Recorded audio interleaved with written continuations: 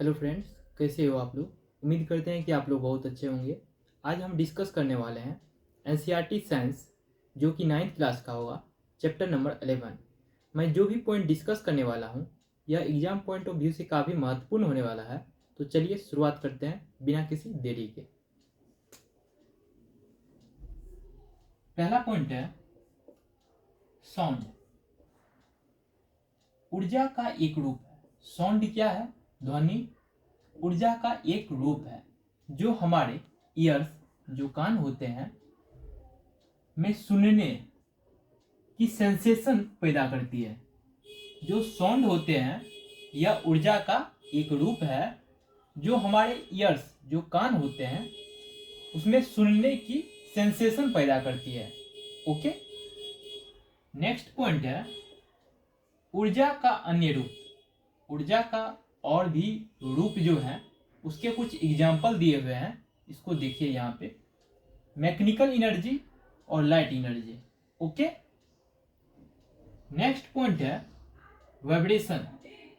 Vibration का अर्थ होता है किसी ऑब्जेक्ट का तेजी से आगे पीछे, टू एंड फ्रो होना। आगे पीछे को क्या कहते हैं इंग्लिश में? To and fro. वाइब्रेशन का अर्थ होता है किसी भी ऑब्जेक्ट का तेजी से आगे पीछे, टू एंड फ्रो, कहने का मतलब आगे पीछे होना, क्या कहलाता है? वाइब्रेशन। ओके। नेक्स्ट पॉइंट है मनुष्य की आवाज।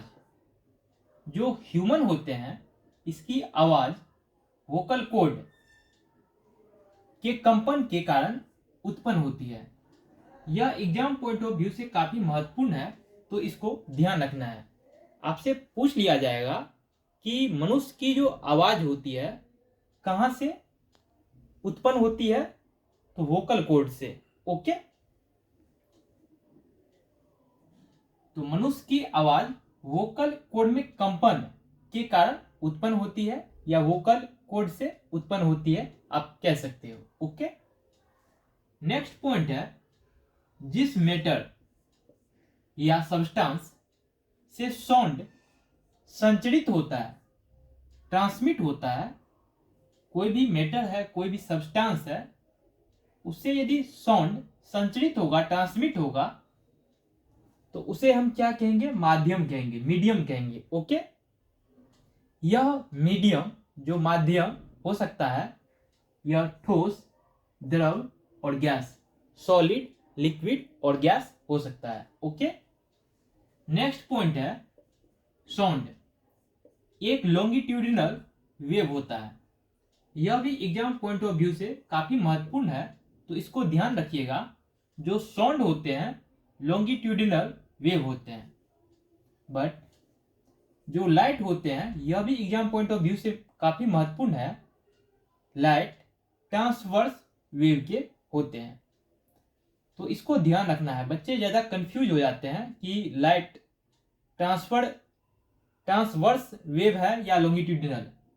तो लाइट जो है ट्रांसवर्स वेव है और साउंड जो है लॉन्गिट्यूडिनल वेव है। ओके। नेक्स्ट पॉइंट है पार्टिकल्स, जो कण होते हैं। पार्टिकल्स एक स्थान से दूसरे स्थान नहीं जाते। पार्टिकल्स एक स्थान से दूसरे स्थान नहीं जाते, बल्कि अपने विश्राम स्थिति के बैक एंड फोर्थ दोलन करते हैं। जो पार्टिकल्स होते हैं यह एक स्थान से दूसरे स्थान ट्रेवल नहीं करते हैं। वो क्या करते हैं? वो अपने ही विश्राम स्थिति में बैक एंड फोर्थ ऑस्किलेट करते हैं, दोलन करते हैं। ओके। नेक्स्ट पॉइंट है हम साउंड वेव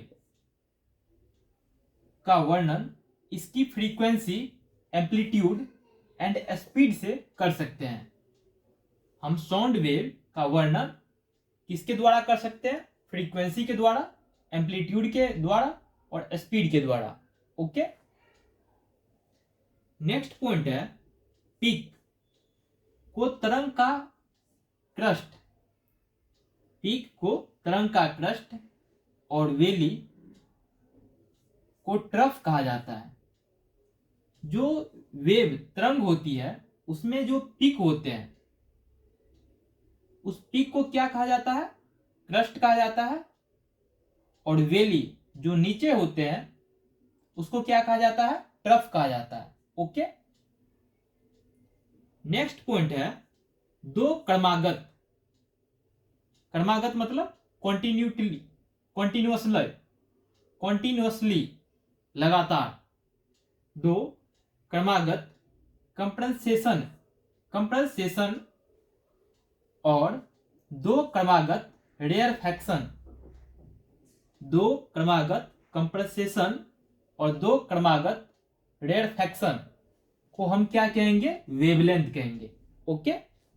यदि कॉन्टिन्यूअसली, यदि दो कंप्रेसेशन हो रहा है या दो क्रमागत कॉन्टिन्यूअसली रेयरफैक्शन हो रहा है तो उसको हम क्या कहेंगे? वेवलेंथ कहेंगे। ओके।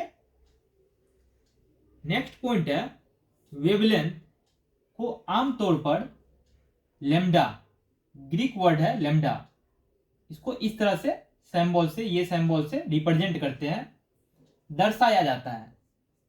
वेवलेंथ को लेम्डा से दर्शाया जाता है, रिप्रेजेंट किया जाता है। ओके। यह वेवलेंथ जो है इसकी ऐसा यूनिट मीटर होता है। ओके। यहां पे एक सिंबल बना हुआ है, इसको देखिए। इसमें क्या है? ये ऊपर वाला जो होता है इसको हम क्या कहेंगे? जो ऊपर वाला होता है, दो क्रमागत कंप्रेसेशन और दो क्रमागत रेयरफैक्शन को वेवलेंथ कहते हैं। और पीक के तरंग को क्रस्ट कहते हैं। ये ऊपर वाले को क्या कहते हैं? क्रस्ट, CREST, क्रस्ट कहते हैं। और नीचे वाले को क्या कहते हैं? ट्रफ कहते हैं। वेली जो नीचे वाले होते हैं उसको हम क्या कहेंगे? ट्रफ कहेंगे। ओके। और आपने यह देखा कि लिखा हुआ है दो क्रमागत कंप्रेसेशन और दो क्रमागत रेयरफैक्शन को वेवलेंथ कहते हैं। तो यहां पे जो रेयरफैक्शन है ये, इसको हम क्या कहेंगे? ये जो डिस्टेंस है इसको वेवलेंथ कहेंगे। ओके। और यदि ऊपर में ये दो क्रस्ट को टच कर रहा है तो इसको क्या कहेंगे हम? इसको भी वेवलेंथ कहेंगे। ओके।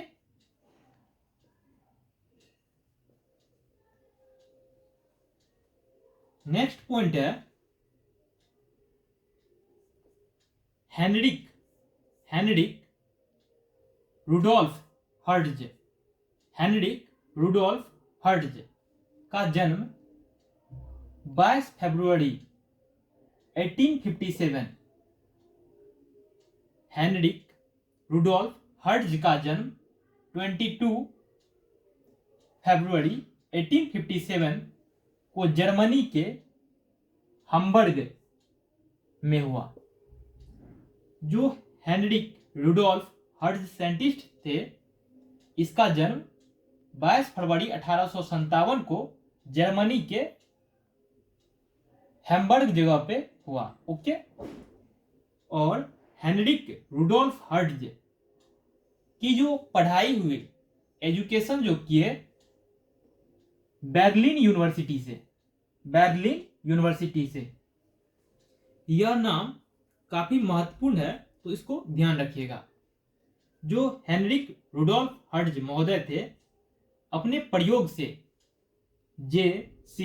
मैक्सवेल्स के इलेक्ट्रोमैग्नेटिक थ्योरी को पुष्टि की। जो हेनरिक रुडोल्फ हर्ट्ज महोदय थे, इसने अपने प्रयोग से, प्रैक्टिकल से, जैसे मैक्सवेल के जो इलेक्ट्रोमैग्नेटिक थ्योरी थे उसको पुष्टि की, रुडोल्फ हर्ट्ज महोदय। ओके। इसी के बारे में आगे लिखा हुआ है रेडियो, टेलीविजन, टेलीफोन, टेलीग्राफ के भविष्य के विकास का नींव रखी। रुडोल्फ हर्ट्ज महोदय जो अभी हम सभी यूज करते हैं, रेडियो, टेलीविजन और टेलीफोन और टेलीग्राफ, ये महोदय रुडोल्फ हर्ट्ज महोदय ने भविष्य में इसका विकास डेवलपमेंट के लिए पहले ही नींव रख दिए थे। ओके, नेक्स्ट पॉइंट है फोटो इलेक्ट्रिक इफेक्ट।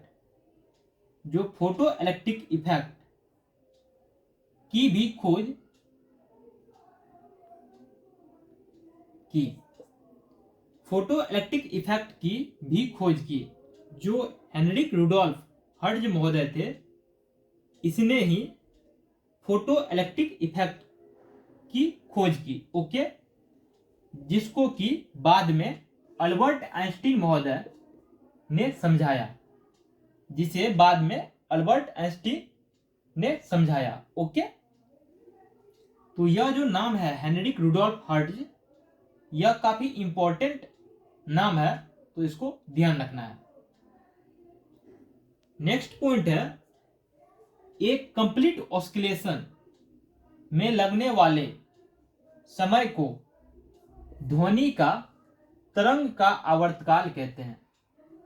एक कंप्लीट ऑस्किलेशन में लगने वाले, ऑस्किलेशन मतलब दोलन, में लगने वाले समय को ध्वनि का तरंग का आवर्तकाल कहते हैं। नेक्स्ट पॉइंट है आवर्तकाल को सिंबल टी से रिप्रेजेंट करते हैं। जो आवर्तकाल होता है इसका सिंबल क्या है? Capital T. इससे इसको रिप्रेजेंट करते हैं, दर्शाया जाता है। और आवर्तकाल का ऐसा यूनिट सेकंड एस होता है। ओके, नेक्स्ट पॉइंट है frequency and time period are related. जो फ्रीक्वेंसी और टाइम पीरियड है, इस दोनों में जो संबंध है v equal to 1/t। Frequency और टाइम पीरियड का जो संबंध है एक दूसरे से v इक्वल टू 1/t, यह भी एग्जाम पॉइंट ऑफ व्यू से काफी महत्वपूर्ण है, तो इसको भी ध्यान रखना है। तो थैंक यू फ्रेंड्स, इस वीडियो में इतना ही। Hope you will learn something new. Thank you for watching this video.